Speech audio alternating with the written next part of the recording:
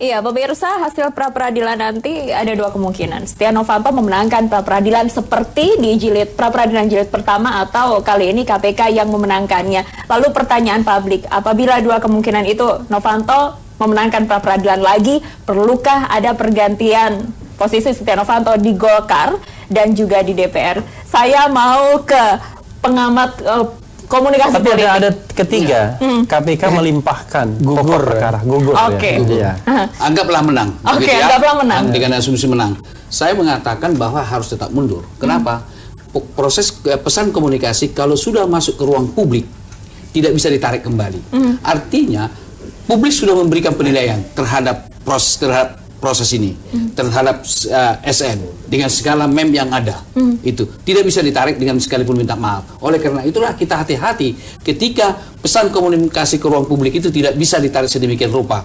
Jadi saya kalau memang kita ingin Golkar ini lebih berjaya dia 2018 dan 2019 gitu ya, ya harus dia legowo untuk mundur supaya itu tidak menjadi seperti dikatakan tadi beban bagi Golkar itu. Karena apa? Lebih baik kita membangun citra yang baru daripada memperbaiki citra yang sudah rusak itu. Oke, Pak Zul. Gimana? Ini bagaimana? Apakah dari Golkar masih ya menunggu hasil pra-peradilan? Ada beberapa kemungkinan? Sudah sampaikan tadi itu. Jadi masih tetap pada Jadi tetap begini, pada pendapat bahwa itu? Memang tadi ada andai kata permohonan pra-peradilan ini belum sempat dibuka sidangnya, lalu pokok perkara sudah dilimpahkan ke pengadilan oleh KPK, maka ini kan gugur.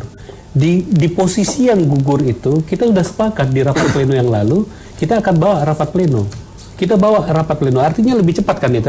Kalau andai kata minggu depan, KPK sudah melimpahkan perkaranya, kan udah gugur. Artinya sesegera mungkin teman-teman Partai Golkar akan mengadakan rapat pleno untuk meminta Pak Novanto mundur.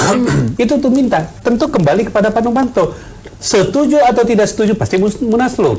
Nah, ini yang saya maksud. Ketika munaslup, kalau Golkar bisa menjadikan ini role model kepada publik sebagai suatu pendidikan politik yang dinamikanya begitu tinggi, yang dinamikanya begitu kencang, saling tendang sini, tendang sana, tetapi konklusi akhirnya melahirkan seorang ketua umum yang legitimate dengan cara musyawarah dan mufakat. Katakanlah tadi, saya ulang lagi, terpilihnya saudara Erlangga Hartarto, ini akan membangun sebuah psikologi politik yang luar biasa. Satu, di mata publik, Golkar memang partai tua berpengalaman, bisa keluar dari sebuah permasalahan internal dengan cara baik. Satu. Yang kedua, di sisi pemerintahan, Pak Presiden Jokowi sebagai calon presiden 2019 yang didukung oleh Partai Golkar tentu membawa suatu psikologi politik yang nyaman berhubungan dengan seorang menteri beliau yang kebetulan juga ketua umum partai yang mendukung beliau.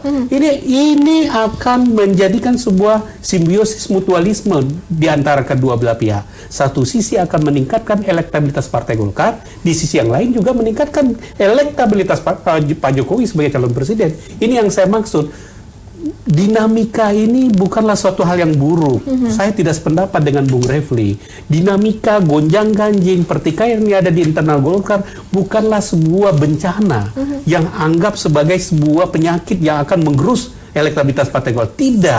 Tidak mutlak dan tidak juga kita garansi akan turun, tetapi cenderung bisa naik. Nah, ini yang menjadi pengalaman kita. Bisa saja dinamika partai ini yang begitu gonjang-ganjing tadi, ini mensupport publik melihat Partai Golkar ini adalah partai yang perlu dicontoh. Sehingga elektabilitasnya naik. Gitu. Terima kasih Pak Zul. Jadi sebaliknya gitu. Saya ke Pak Refli, singkat saja. Perlukah apapun hasil putusan hukumnya, Setia Novanto diganti? Saya sama Pak Emrus ini, kalau ketika bicara ini kan karena kita ini cinta partai politik. Kita ingin semua partai politik ini baik. Dan tidak ada urusan dengan Golkar? Iya. Ada urusan orang cinta.